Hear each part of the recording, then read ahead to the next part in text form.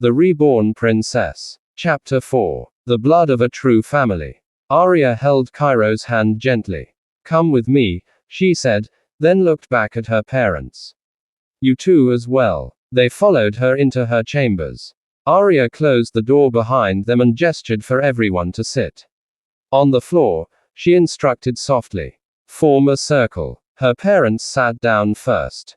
Arya sat opposite them, with Cairo beside her, silent as always, eyes full of loyalty. Arya took out a needle. Without hesitation, she pricked her finger and let a drop of blood fall onto the floor. She handed the needle to her parents. "Do the same." They exchanged a confused look but obeyed, letting their blood fall over Arya's. Finally, Arya handed the needle to Cairo. "Your turn." Cairo pricked his finger. The moment his blood touched theirs. Boom! A blinding light burst across the room. Suddenly, they were no longer in Arya's chamber. They were floating among clouds, sitting together in a glowing circle, while Cairo hovered above them in midair. Arya's parents panicked, gripping each other as lightning surged into Cairo's chest.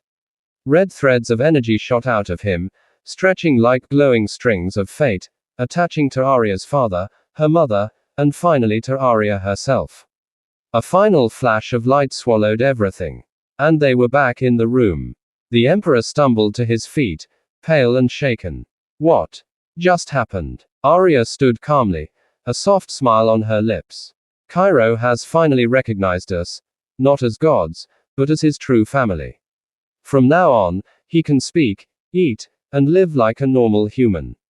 Cairo rose slowly. His gaze swept over Arya and her parents.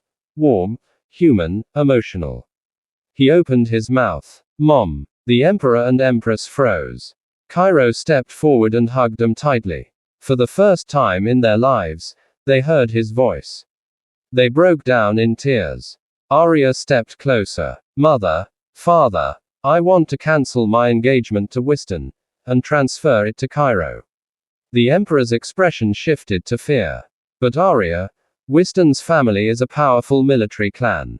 His father commands hundreds of thousands of troops. We cannot afford to make them our enemy." Arya's smile did not fade.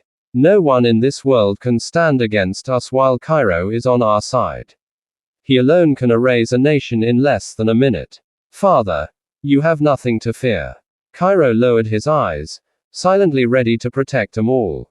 At the Wystan family mansion, Wystan returned home. The maids rushed to greet him, helping him remove his coat and shoes. His father's stern voice echoed from the staircase. "How is our plan progressing?" Wystan frowned. "I don't understand. Arya was different today. She even dared to slap me. And she executed the 3 soldiers who testified against Cairo." His father smirked. "Oh, so she's finally showing intelligence. Then we must change our tactics. We will use public pressure to force them to execute Cairo. And after that, we will eliminate the Sage family one by one." As he finished speaking, a soldier burst into the room, panting. "Sir, the Western Kingdom is attacking. Our troops are falling back." Wystan's father smiled coldly. "The Western Kingdom, the 3rd most powerful army in the world. If we ally with them, we can destroy the Sage family and seize the throne." Back at the palace, a palace guard hurried into the hall, bowing before the Emperor, Empress, and Arya. "There is a letter from the border," he said, handing it to her. Arya tore it open. "Father," she said sharply. "The Western Kingdom is attacking.